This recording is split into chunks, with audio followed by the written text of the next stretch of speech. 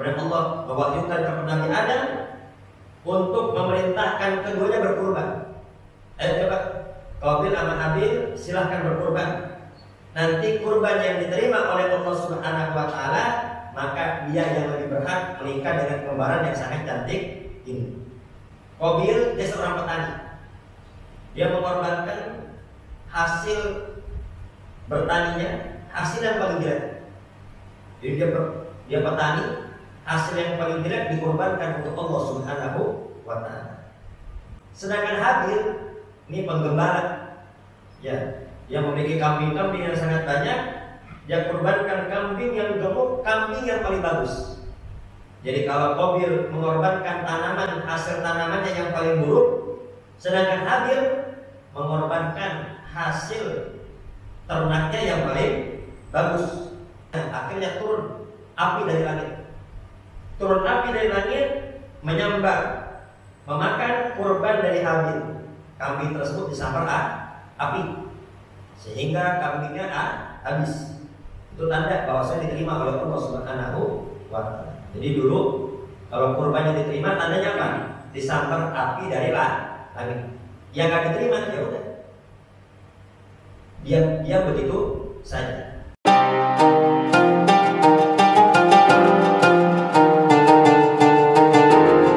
Bismillahirrahmanirrahim. Assalamualaikum warahmatullahi wabarakatuh. Waalaikumsalam warahmatullahi wabarakatuh. Alhamdulillahilladzi hadana li hadza wa ma kunna linahtadiya laula an hadana Allah.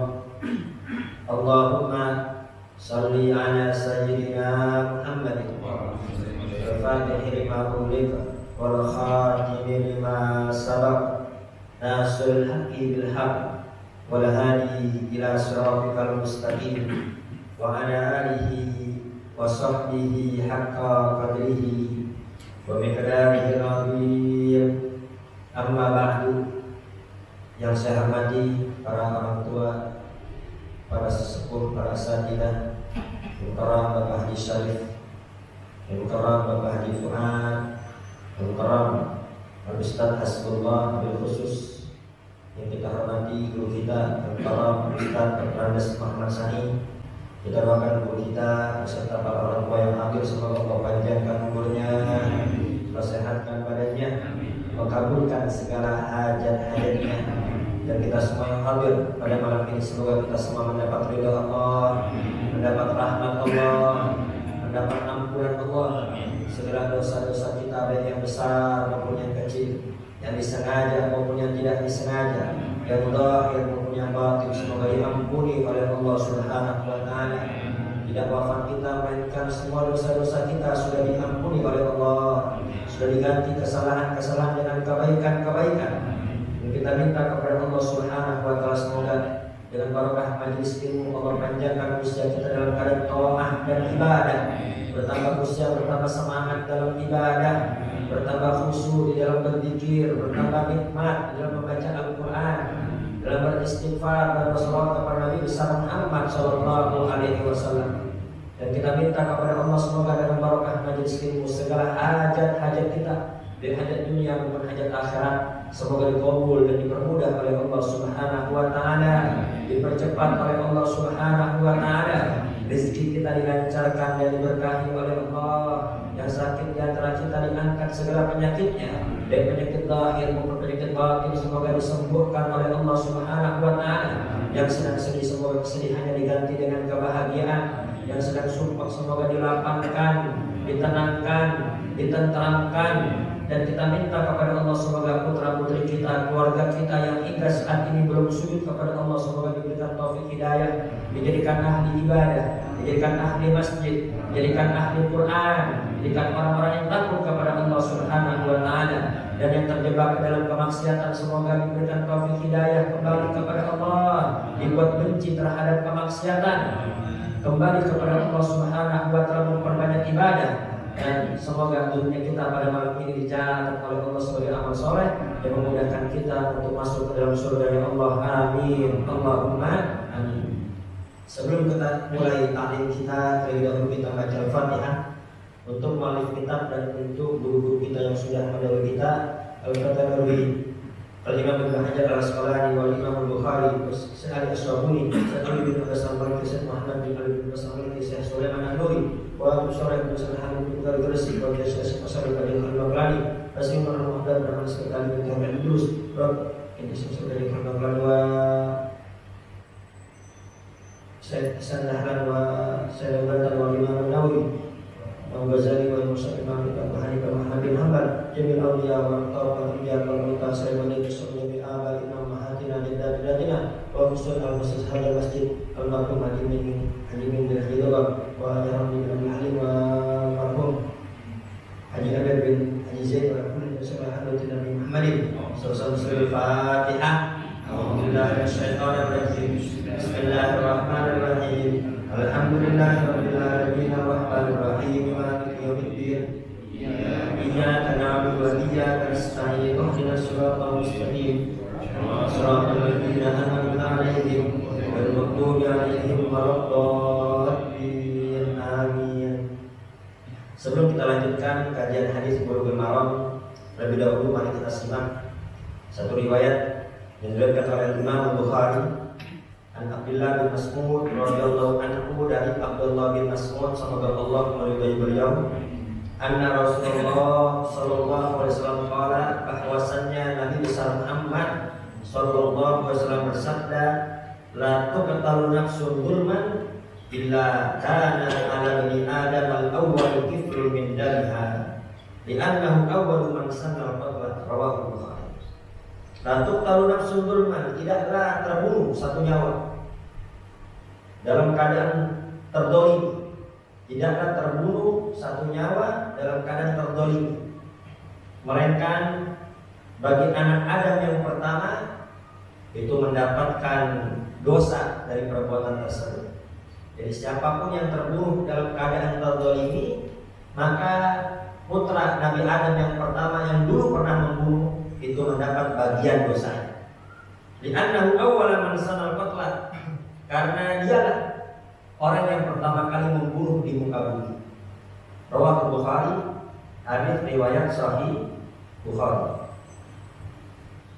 Syarhul hadis, penjelasan dari hadis ini adalah fil hadis syarif bayanun bi anna kulla man istanna sunnatan sayyi'atan fa alaihi wizruha wa wizru man amila biha. Hadis ini memberi pelajaran kepada kita bahwasannya setiap orang yang pertama kali berbuat keburukan, jadi siapa saja yang berbuat keburukan, maka dia akan mendapatkan dosa, sekaligus dia akan menanggung dosa orang yang mengikutinya. Jadi siapapun yang berbuat dosa, siapapun yang berbuat maksiat, kemudian maksiatnya, perbuatan dosanya atau kesalahannya dicontoh, diikuti dan ditiru oleh orang lain, maka dia juga akan mendapat dosa setiap orang yang melakukannya. Kama anna man istanna sunnatan hasanatan, sebagaimana orang yang berbuat baik, orang yang berbuat taat, orang yang berbuat ibadah, falahu ajruha, maka dia akan mendapat pahala dari ibadahnya tersebut, dari kebaikannya tersebut. Wa ajru man amila biha ila yaumil qiyamah, sekaligus dia akan mendapat pahala orang yang mengikuti dia. Dia berbuat baik, ternyata kebaikannya diikuti oleh orang lain. Dia berbuat taat, ketaatannya diikuti oleh orang lain, maka dia mendapat pahala dari setiap orang yang berbuat taat ila yaumil qiyamah, sampai hari kiamat. Maka alangkah ruginya manusia yang sudah wafat, akan tapi dosa-dosanya belum wafat. Kenapa? Ya dikarenakan dulunya dia berbuat buruk, dia berbuat jelek dan dicontoh oleh orang-orang sepeninggalnya. Misalnya dia minum minuman keras, di kampung tersebut nanti nggak ada yang berani minum minuman keras secara terang-terangan. Tapi semenjak ada dia, semua jadi berani minum minuman keras, diikuti oleh orang-orang lain. Atau tadinya di kampung tersebut tidak ada judi, kemudian dia pertama kali yang bermain judi dan diikuti oleh orang-orang sepeninggalnya, maka dia akan terus-menerus mendapat dosa yang mengalir meskipun dia sudah wafat. Yang orang yang sangat merugi, orang yang sudah wafat tapi dosa-dosanya belum wafat. Ya. Dan orang yang beruntung adalah orang yang sudah wafat tapi pahalanya belum wafat. Dikarenakan apa? Dia menjadi pembuka kebaikan di kampung tersebut. Oleh karena itu pembuka keburukan. Nah, kalau menjadi pembuka kebaikan dan dia di kampung tersebut tidak ada majelis ilmu, disebabkan dia akhirnya ada majelis ilmu, maka selama ada majelis ilmu, maka dia akan mendapatkan pahala sampai hari kiamat. Demikian pula tadi ada orang nggak pernah ke masjid, nggak pernah ke musola, diajak sama dia, diajak untuk ke masjid, diajak untuk ke musola. Yang nggak pernah ngaji diajak untuk ngaji, yang nggak pernah baca Quran diajak untuk baca Quran. Maka selama orang tersebut ngaji, selama orang tersebut membaca Quran, selama orang tersebut ke masjid, maka orang yang mengajaknya akan terus-menerus mendapat pahala yang sangat besar dari Allah Subhanahu wa Ta'ala. Hadza Qabil ibnu Adam aqdama ala qatli akhihi Habil. Nabi Adam alaihissalam punya putra bernama Qabil. Dia membunuh saudaranya yang bernama Habil. Fakana awwala man safaqa damal haram. Qabil inilah manusia yang pertama kali menumpahkan darah secara haram di muka bumi. Wa qadama ala fi'li hadhil jarimati syari'ah, dan orang yang pertama kali berbuat kriminal yang sangat kejam itu adalah Qabil. Bidzalika kullu man yuqtalu dzulman fa inna Qabil yatahammalu qistan min hadzal jarimah. Dan setiap orang yang membunuh secara zalim, bukan membunuh secara hak, ya. Ada orang yang membunuh kemudian dikisos, maka kisosnya dengan dibunuh juga itu hak, ya. Dan orang yang sudah menikah berzina kemudian apa? Dirajam sampai mati, itu hak, ya. Adapun ini dibunuh secara zalim, maka setiap orang yang membunuh maka Qabil akan mendapat dosanya. Li'annahu awwalu man shara hadhihi sunnata sayyi'ah, karena Qabil manusia yang pertama kali berbuat pembunuhan, berbuat keburukan ini. Fakana musyarikan liman qatala ghayrahu dzulman wa udwanan, dan diikuti oleh yang lainnya membunuh secara zalim dan membunuh secara permusuhan. Asbalul afiyah, semoga kita semua diselamatkan oleh Allah Subhanahu wa Ta'ala. Sabab wurudil hadits, sebab-sebab diturunkannya hadits ini, sebab-sebab Nabi besar Muhammad bersabda seperti ini.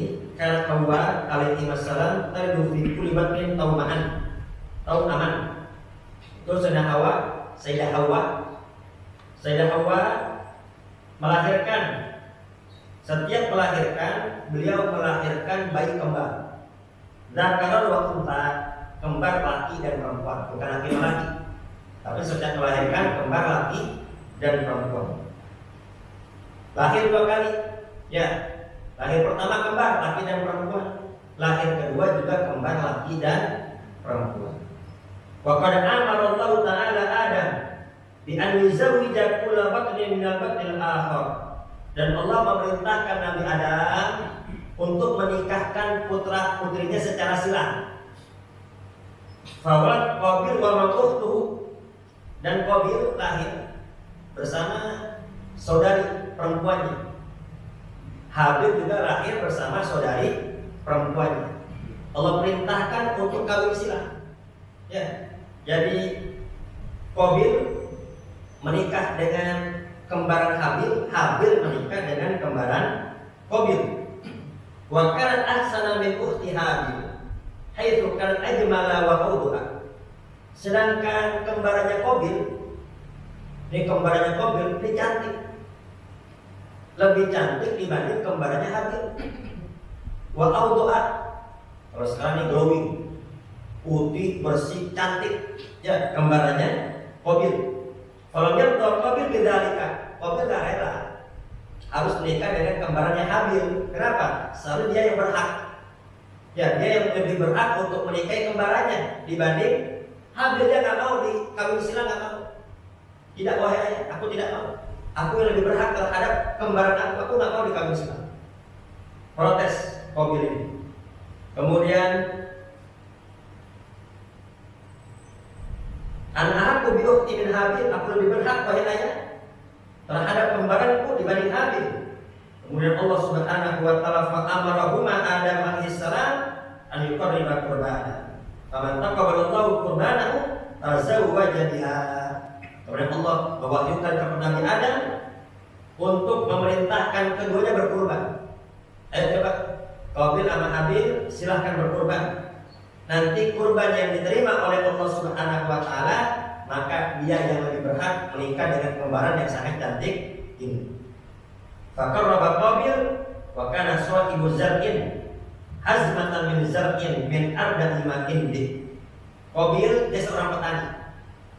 Dia mengorbankan hasil bertaninya, hasil yang paling jelek. Jadi dia petani, hasil yang paling jelek dikorbankan untuk Allah Subhanahu wa taala. Wa qarraba Habil kabashan thaminan min khiyari ghanami. Sedangkan Habil ini penggembala. Ya, dia memiliki kambing-kambing yang sangat banyak, dia korbankan kambing yang gemuk, kambing yang paling bagus. Jadi kalau Qabil mengorbankan tanaman, hasil tanamannya yang paling buruk, sedangkan Habil mengorbankan hasil ternaknya yang paling bagus. Fanazalat narun minas sama fa'akat qurbana Habil wa taqur qurbana Qabil. Nah, akhirnya turun api dari langit. Turun api dari langit menyambar, memakan kurban dari Habil. Kambing tersebut disambar api sehingga kambingnya habis. Itu tanda bahwasanya diterima oleh Allah Subhanahu wa taala. Jadi dulu kalau kurbannya diterima tandanya apa? Disambar api dari langit. Yang nggak diterima ya udah. Dia begitu saja. Akhirnya ini Qabil fahasadahu ahuhu, dia hasud terhadap saudaranya. Ya. Akhirnya apa? Yang dapat Habil. Ya. Yang dapat kembaran yang cantik adalah Habil, hasudnya. Dia tidak terima, dia tidak ridho, akhirnya hasud kepada Habil. Wa adbara fi nafsi syarra lahu, dia menyimpan dendam di hatinya, summa aqdama ala qatlihi, kemudian akhirnya membunuh Habil. Ya, wa kan hadhi awwal jarimatin tuhaddithu fil ardi. Inilah kriminal pertama yang terjadi di muka bumi. Wa awwal damin yusfahu dzulman wa qurbanan, dan darah yang pertama kali ditumpahkan secara zalim dan secara permusuhan. Ya, yaitu Qabil membunuh Habil. Setelah Habil wafat, Qabil bingung. Ini apa yang harus dilakukan? Ya, setelah saudara wafat, Habil dibunuh, Qabil bingung. Ini apa yang harus dia lakukan? Akhirnya Allah mengirimkan burung. Ya, ada burung, ya, mematuk-matuk tanah, gali tanah untuk menguburkan temannya burung yang mati. Ini ada burung yang mati, burung yang hidup, Pak.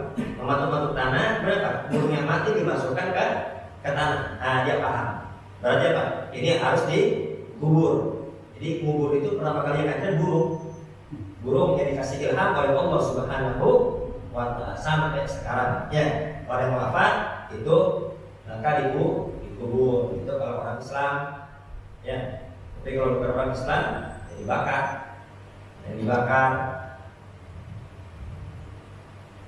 Kalau di Hong Kong tuh gak ada pemakaman. Ya, di Hong Kong itu tidak ada pemakaman. Jadi kalau ada yang wafat di sana bagaimana? Dia dibakar. Makanya hati, nggak usah jalan-jalan ke Hong Kong. Takutnya mati di sana, jadi dibakar. Ya. Mau dijalan kemana?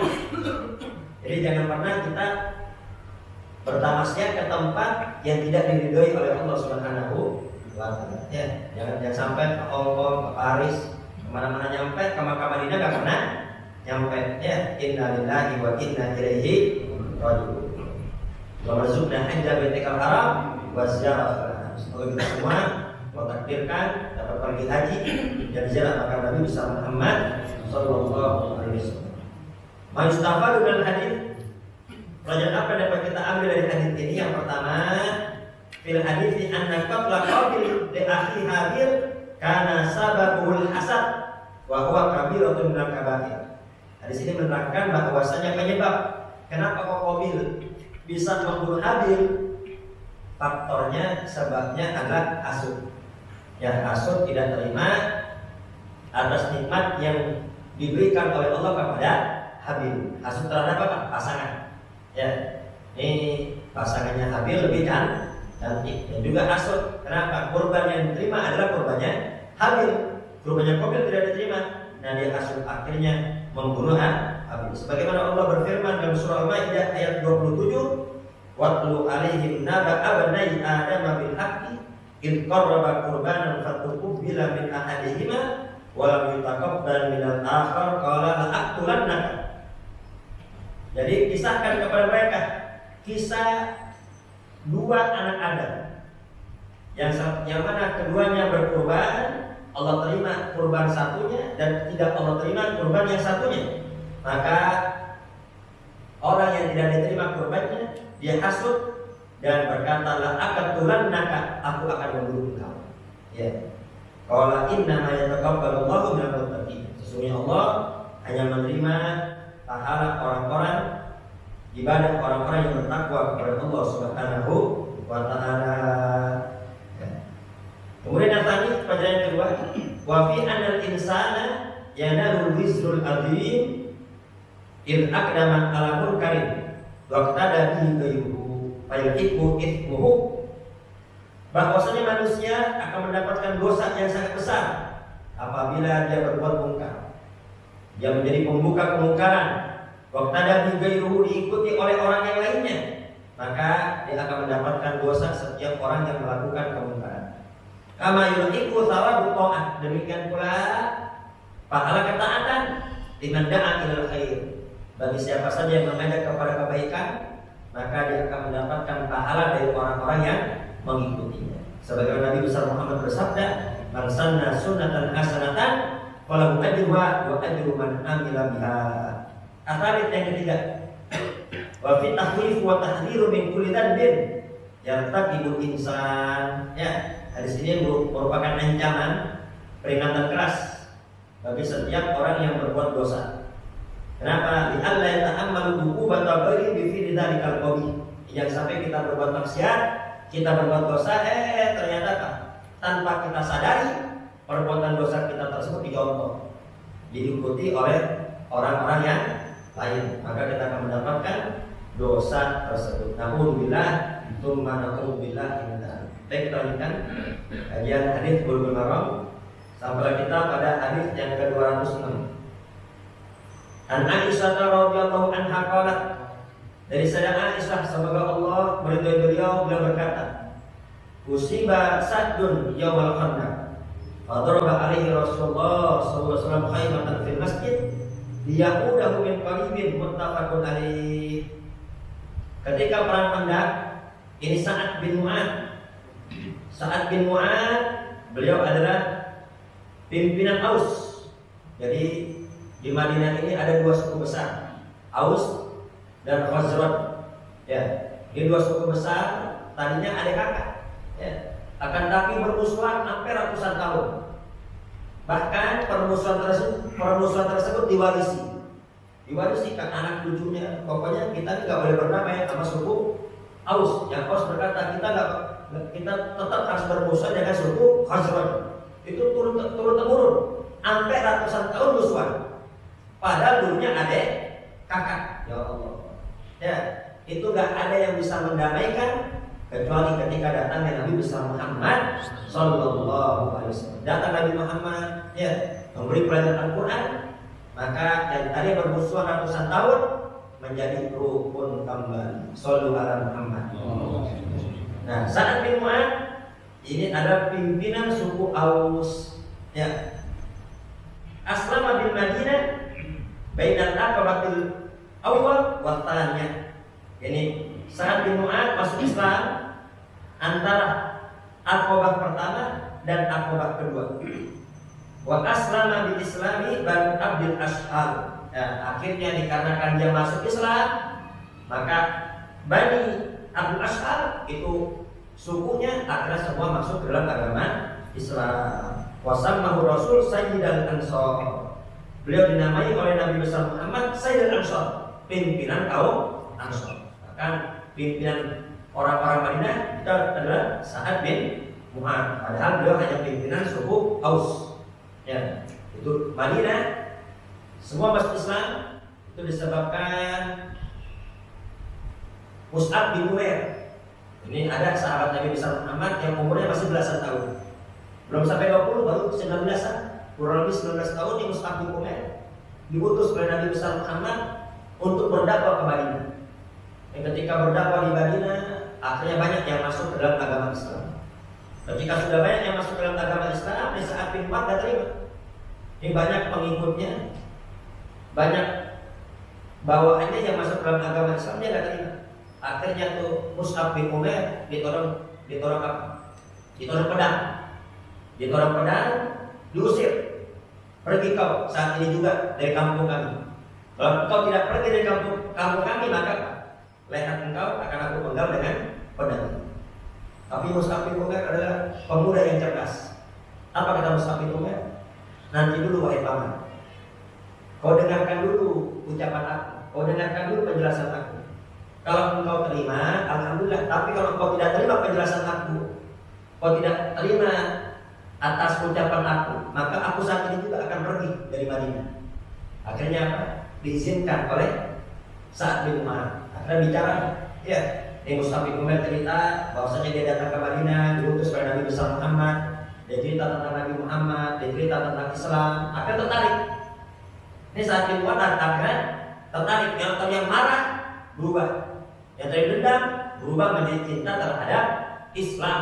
Akhirnya dia masuk Islam dan diikuti juga oleh para pengikutnya. Wasammahu Rasulullah sallallahu alaihi wasallam Ansar. Ya, beliau dinamakan oleh Nabi pimpinan kaum Ansar. Jadi sahabat-sahabat yang ada di Madinah itu namanya kaum Ansar. Sahabat-sahabat yang di Mekah yang hijrah itu kaum Muhajirin. Ya. Wa kana miqdaman muta'an syarifan fi qaumi min kibar sahabat. Beliau termasuk orang-orang yang awal masuk Islam di Madinah. Dan termasuk orang yang ditaati, orang yang mulia yang diikuti oleh kaumnya. Min kibar sahabat, termasuk sahabat-sahabat yang besar. Tahu haditsul wahid mauqufun. Beliau juga memiliki satu hadis. Beliau meriwayatkan satu hadis yang mauquf, yang bukan berarti hafalan beliau cuma satu hadis, bukan. Ya, dikarenakan kesibukan beliau, ya, kesibukan beliau bukan berdakwah, maka beliau meriwayatkan hanya satu hadis. Sebagaimana kenapa kok yang banyak meriwayatkan Abu Hurairah? Kok bukan Sayyidina Abu Bakar, bukan Sayyidina Umar, bukan Sayyidina Utsman, bukan Sayyidina Ali? Ya, kenapa kok yang paling banyak meriwayatkan adalah Abu Hurairah? Apakah Abu Hurairah lebih pintar daripada Sayyidina Abu Bakar? Tidak. Tetap sahabat yang paling mulia Sayyidina Abu Bakar. Setelah Sayyidina Abu Bakar, Sayyidina Umar, kemudian Sayyidina Utsman dan Sayyidina Ali bin Abi Thalib. Tapi kenapa kok beliau tidak banyak meriwayatkan seperti Abu Hurairah? Ya, dikarenakan Sayyidina Abu Bakar khalifah, sibuk dengan urusan umat. Ya, sedangkan Abu Hurairah yang memang hidupnya buat umat, sehingga dia paling banyak meriwayatkan hadis-hadis Nabi besar Muhammad sallallahu alaihi wasallam. Nah, warawa anhu Ibnu Mas'ud, sampai-sampai Abdullah bin Mas'ud juga mengambil hadis daripada Sa'ad bin Mu'adz. Syahida Badran wa Uhudan. Beliau ikut perang Badar. Sa'ad bin Mu'adz ikut juga perang Badar dan ikut juga perang Uhud. Wa usiba yaumal Khandaq, dan beliau ketika perang Khandaq ini terluka fi akhali, dekat matanya terluka. Ya, dekat mata terluka. Kemudian perangnya ifdamu, darahnya bocor terus nggak berhenti. Ya, ketika perang Khandaq beliau terkena luka di sini, dan lukanya ini darahnya nggak mau berhenti, bocor terus. Matabak dasyahrin, sampai sebulan darah terus mengalir. Akhirnya setelah 1 bulan beliau wafat. Ya. Perang Khandaq itu perang yang mana Madinah itu diserbu oleh siapa? Oleh kaum musyrikin Quraisy. Kaum musyrikin Quraisy ini bersatu dengan suku Ghatfan. Jadi orang kafir Quraisy bersatu dengan suku Ghatfan dan juga bersatu dengan orang-orang Yahudi yang ada di Madinah. Makanya disebut juga perang Ahzab, ya, perang sekutu. Kenapa? Banyak yang menyerbu Madinah. Jadi intinya orang kafir ini musuh-musuh Islam bersatu pokoknya. ingin membumi hanguskan kota Madinah. Akan tapi diselamatkan oleh Allah Subhanahu wa Ta'ala. Disebut Khandaq kenapa? Karena Nabi besar Muhammad itu atas saran Salman Al-Farisi membangun parit. Ya, karena Madinah sering saya sampaikan itu dari arah belakang itu batu-batu cadas, nggak bisa dilewati. Ya, orang nggak bisa lewat Madinah arah belakang. Kenapa? Batu-batu cadas tajam-tajam. Itu pakai sepatu bisa robek sepatu. Kanan sama kiri itu dipenuhi dengan kebun kurma. Jadi mau nggak mau kalau mau masuk Madinah dari pintu depan. Nah, akhirnya Pak Salman Al-Farisi membuat usul kepada Nabi besar untuk membangun parit. Bangun saja usul parit depan gerbang. Ya, bangun parit, bangun lubang yang sangat besar yang sekiranya kuda nggak bisa lompat. Agar apa? Agar mereka nggak bisa menyerbu Madinah. Ya, dibangunlah parit. Ya, dan itu berhasil. Ya, dan itu berhasil. Dan ketika perang Khandaq, ini Sa'ad bin Mu'adz terkena luka di sininya, kena mata. Darahnya nggak berhenti-henti sampai sebulan hingga akhirnya beliau wafat. Beliau wafat pada tahun kelima dari hijrah. Jadi 5 tahun Nabi besar Muhammad ada di Madinah. Kemudian Sa'ad bin Mu'adz beliau wafat. Dan ketika wafatnya Sa'ad bin Mu'adz, Nabi besar Muhammad SAW bersabda, "Ihtazzal arsyur rahman limauti Sa'ad bin Mu'adz." Itu ihtazza, bergetar arsy Allah ketika wafatnya Sa'ad bin Mu'adz. Artinya apa? Ya, ini Sa'ad bin Mu'adz adalah sahabat yang sangat luar biasa, sahabat yang kedudukannya sangat tinggi di sisi Allah Subhanahu wa Ta'ala, sampai-sampai makhluk ciptaan Allah yang paling berat, yang paling besar. Jadi makhluk yang paling besar ciptaan Allah adalah arsy. Sampai arsy itu bergetar, nggak berhenti-henti ketika wafatnya Sa'ad bin Mu'adz. Ya, ini termasuk keutamaan dan kekhususan Sa'ad bin Mu'adz. Ya, bukan berarti beliau lebih afdal dibanding Sayyidina Abu Bakar.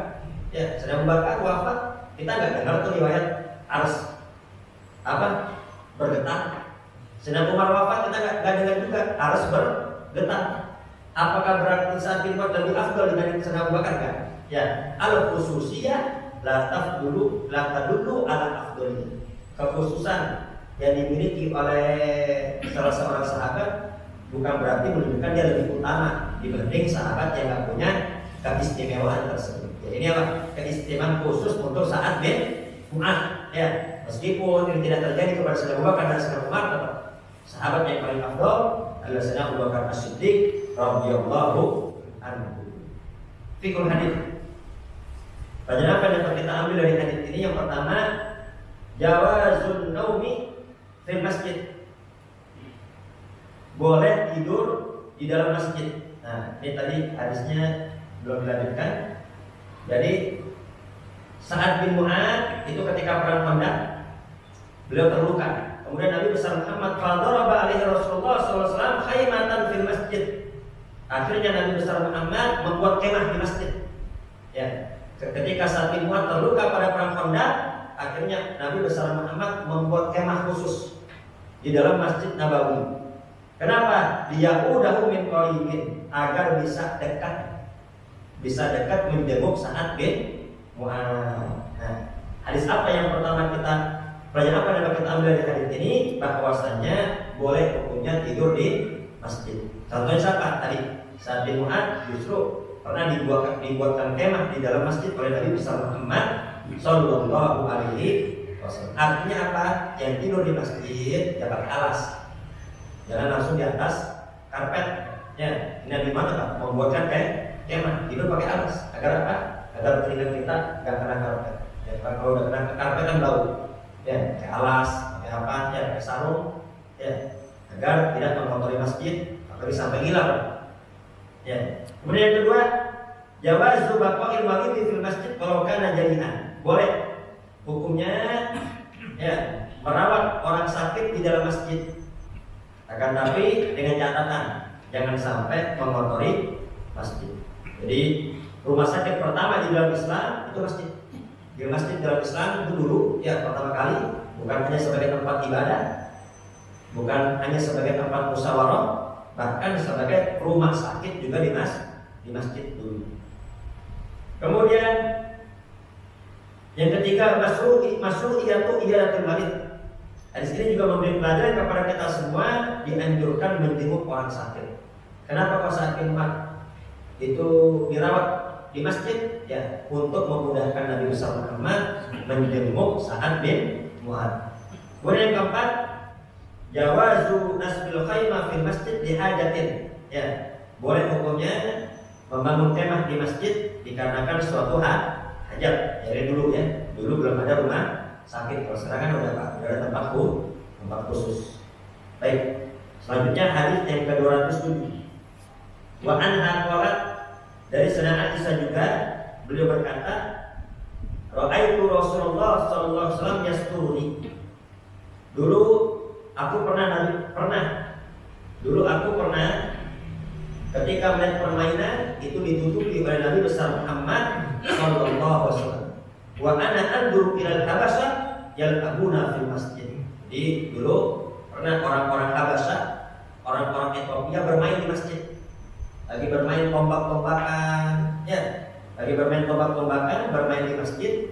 Itu Sayyidah Aisyah itu sambil melihat, sambil ditutupi oleh Nabi Muhammad sallallahu alaihi wasallam. Jadi rumah Nabi kan sampingan sama masjid. Ya, jadi Nabi pegang itu, ya. Nabi pegangin penutupnya biar Sayyidah Aisyah tetap bisa melihat permainan, ya.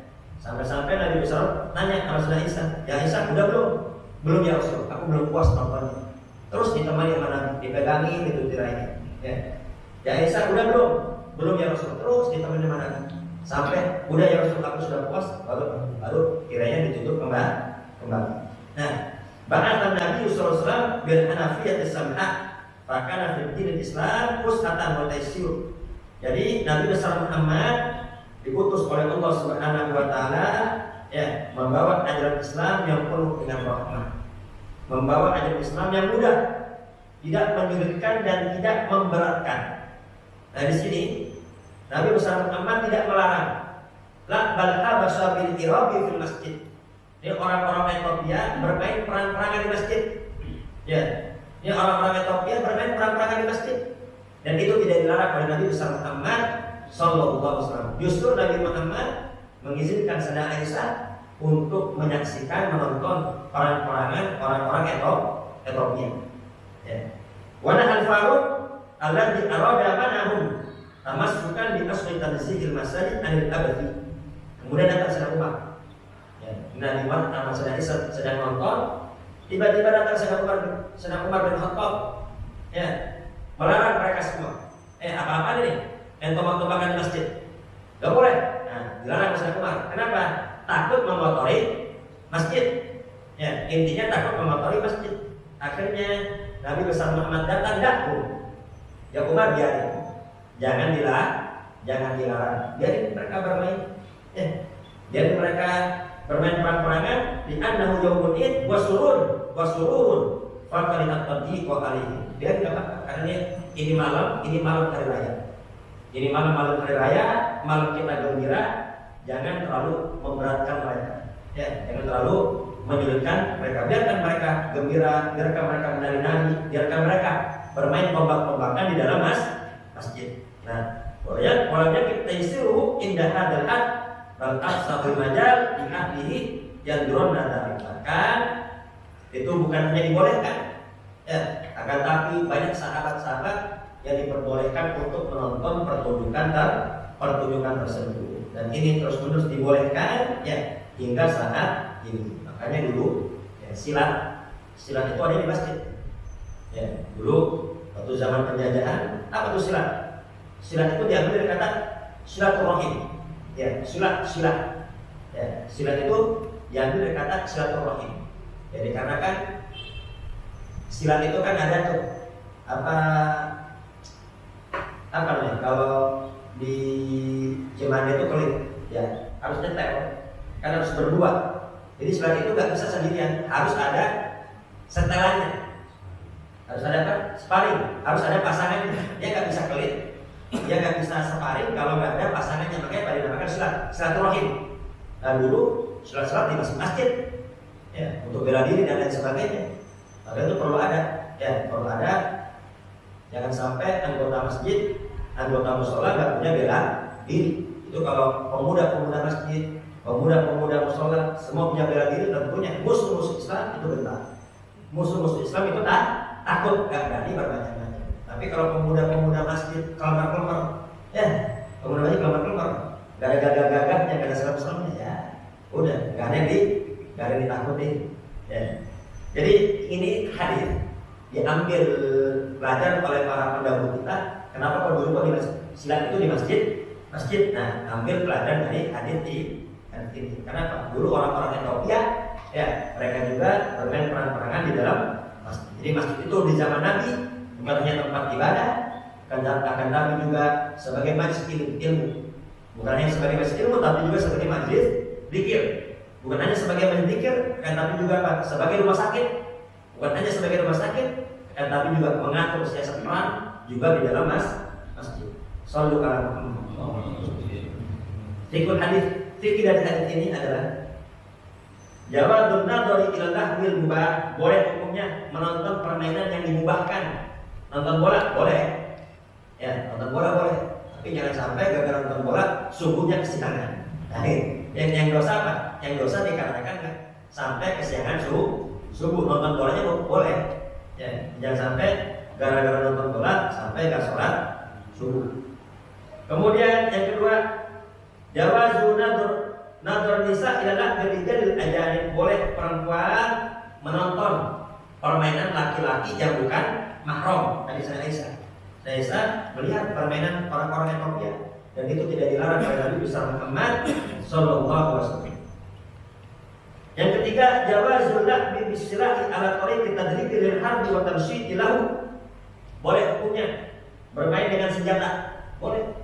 Ini buat siasat perang, ya, buat persiapan perang, ini bagus. Jadi boleh, bahkan dianjurkan ya bermain dengan senjata. Jadi harus ada umat-umat Islam yang pandai memainkan golok, memainkan pedang, ya, yang pandai memanah dan lain sebagainya, itu bagus. Apa? Yang laki-laki untuk melatih apa? Biar jantan, jangan sampai laki-laki malah apa? Sukanya permainan perempuan. Ya, laki-laki mainnya boneka, nah itu gak bagus. Jadi Pak, untuk melatih. Makanya kan Nabi bersama mengajarkan kepada kita semua, memerintahkan kepada kita semua, ya, ajarkan anak-anak kalian, ya, putra-putra kalian, ajarkan apa? Memanah dan berenang. Ya, diajarkan memanah berenang. Agar apa? Dia laki-laki nggak tahu kodrat. Laki-laki harus gagah, jangan sampai salah permainan. Akhirnya apa? Menjadi apa? Ya, jadi letoy. Ya. Yang keempat, husnul khuluqir Rasul sallallahu alaihi wasallam ahli wa karami mu'asyarati lahum. Ini betapa bagusnya akhlaknya Nabi besar Muhammad bersama keluarganya. Di dalam rumah tangga yang penting, ya.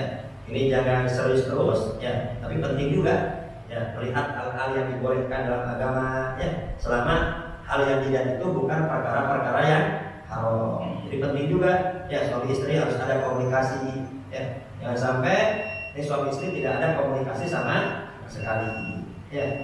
Kemudian yang kelima, fadluna isyata wa qadimi mahalliha inda Rasul sallallahu alaihi wasallam. Ini hadis ini menunjukkan keutamaan Sayyidah Aisyah. Sayyidah Aisyah sangat dicintai dan diperhatikan oleh Nabi besar Muhammad sallallahu alaihi wasallam. Baik, kiranya ini semoga kita semua mendapat ilmu yang manfaat dan mendapat ilmu yang barokah. Jadi intinya, ya, pelajaran pada malam ini, masjid di zaman Nabi besar Muhammad itu multifungsi, bukan hanya sebagai tempat ibadah, akan tapi juga sebagai tempat zikir, tempat belajar ilmu, sebagai rumah sakit, dan juga sebagai tempat untuk mengatur siasat perang. Ya, semoga kita semua masjid kita bisa makmur sebagaimana juga makmurnya masjid-masjid pada zaman Nabi besar Muhammad sallallahu alaihi wasallam, dan kita di akhirat dikumpulkan bersama Nabi dan sahabat-sahabatnya. Amin. Allahumma amin. Al-Fatihah.